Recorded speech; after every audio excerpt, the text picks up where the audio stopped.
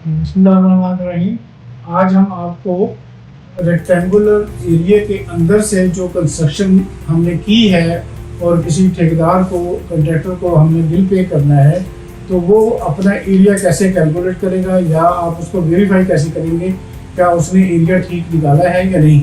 तो हमारा प्लॉट जो था वो पहले एक्चुअल प्लॉट ये था 50 फुट लंबा था और 25 फुट चौड़ा था। तो प्लाट का एरिया तो ये निकल आया, ये हमने परचेजिंग के टाइम में देखा था। अब हमने कंस्ट्रक्शन कर ली है और हमने फिलहाल सिंगल स्टोरी की कंस्ट्रक्शन की है। और ये जो दरमियान में हमें नज़र आ रहा है ये हमारा सारा कंस्ट्रक्शन, हमने इस पर छतें डाली हैं। ये जो इलाका है हैश वाला, यहाँ पर हमने छत नहीं डाली। तो अभी हमारे पास टोटल प्लाट जो है वो 50 फुट, यहाँ पर 4 फुट और भी बढ़ा हुआ है। तो ये टोटल हमारे पास 50 फुट का टोटल प्लाट बन गया है। अब हमने देखना है इसकी पैमाइश कैसे करनी है। तो अब हमें नहीं पता चल रहा कि इसकी पैमाइश कैसे करनी है।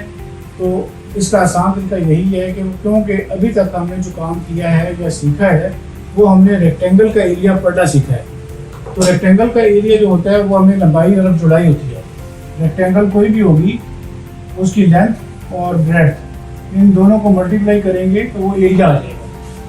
ठीक है ना, सिंपल हमने पढ़ा था। हमने उसी बेसिक अपने प्रिंसिपल को जो हमने लास्ट लेक्चर में हमने किया था कि ये इसकी लेंथ और ब्रेड्थ से रेक्टेंगल का एरिया निकलेगा, तो उसी से अब हमने इसको भी सॉल्व करते हैं। इसका तरीकाकार ये होता है कि आप इस फिगर को जो आपको काम किया हुआ है इसने, उसको आपने बाई पार्ट कर लेना है।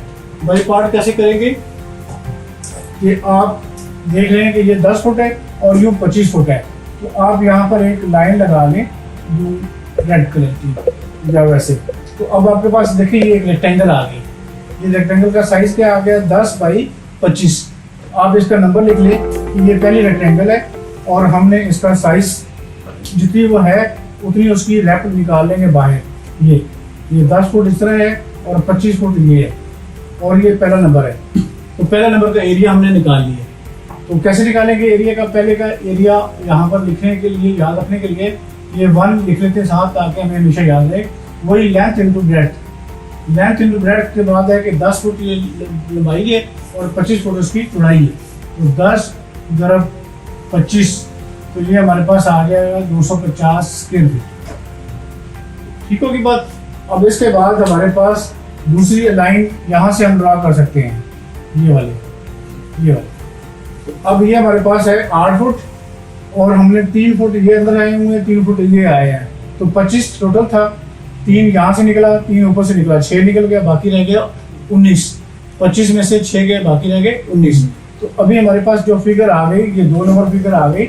ये मैं इसको ऐसे कलर कर देता हूँ ताकि आपको याद रहे कि ये फिगर कहाँ तक आ रही है। ये वाली फिगर यहाँ तक हम लेंगे। तो ये फिगर हम निकाल लेते हैं बाहर, इसका रंग भी रेड कर लेते हैं ताकि हमें आसानी हो।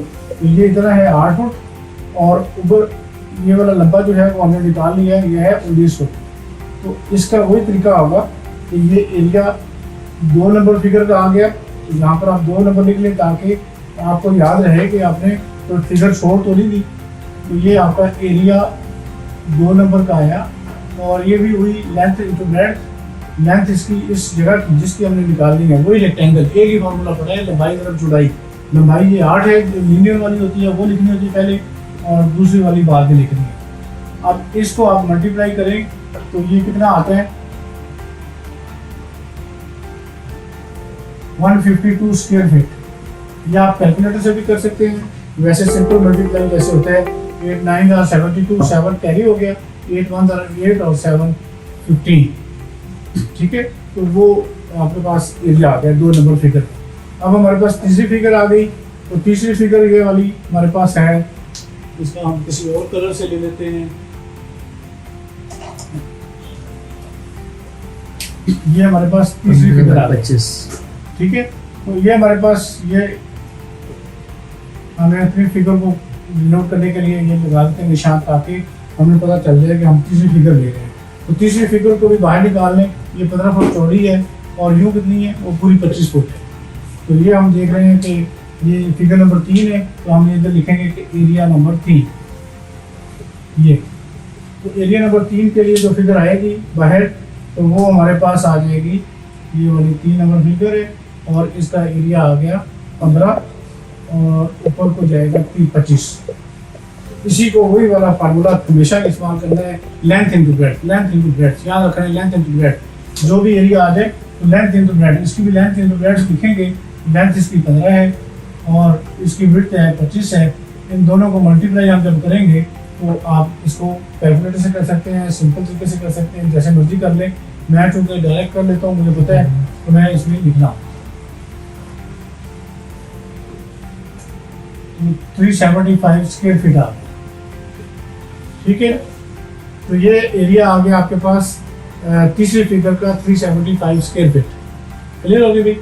अब हम चलते हैं आखिरी, ये छोटी सी फिगर रह गई है, उसके अंदर हम जाके फिर अपना कोई कलर और देखते हैं, अगर हमारे पास है तो हम उससे इसका कलर लगा लेते हैं। अब हमारे पास ये है चौथी फिगर है। चौथी फिगर के अंदर ये हम निशान लगाते हैं ताकि हमें पता चल जाए कि चौथी फिगर ये है। चौथी फिगर को आप ड्रा कर लें। फिर चौथी फिगर जो है वो हमारे पास ये आ जाएगी।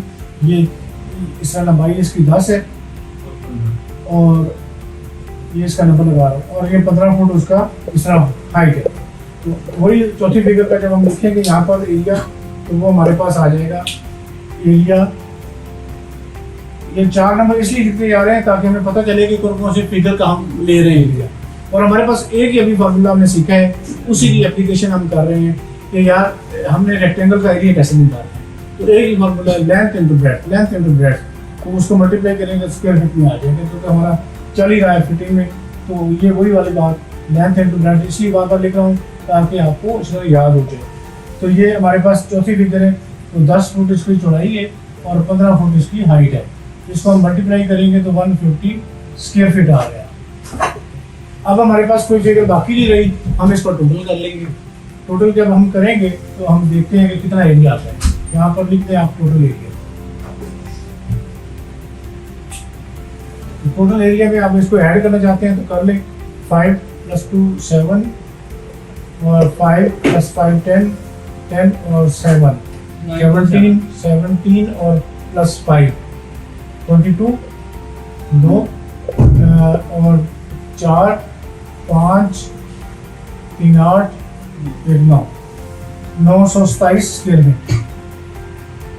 ये था हमारा आज का मकसद और इसकी एप्लीकेशन बताने का कि आपके पास अगर कोई रेक्टेंगुलर फिगर या कोई भी ऐसा कोई एरिया आ जाता है जो आपने कैलकुलेट करना है, तो आपने उसको जो अभी तक आपको इल्म हासिल है उसी के अंदर से आपने करना है।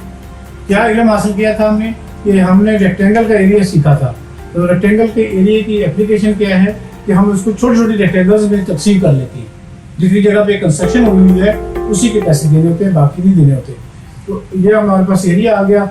अब फर्ज करें उस आदमी का जो रेट है, उसने काम जो किया है उसका 200 रुपये रेट है, रेट ₹200 पर स्क्वायर फीट उसका रेट है।